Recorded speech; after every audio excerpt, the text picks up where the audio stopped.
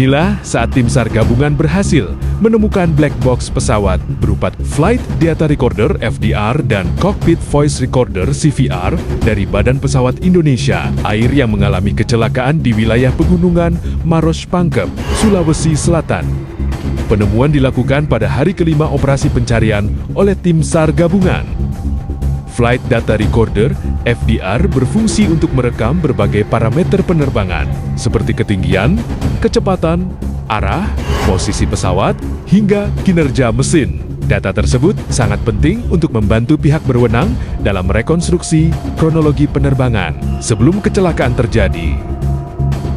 Sementara itu, Cockpit Voice Recorder CVR merekam percakapan di dalam kokpit, termasuk komunikasi antar awak pesawat dan suara-suara penting lainnya selama penerbangan.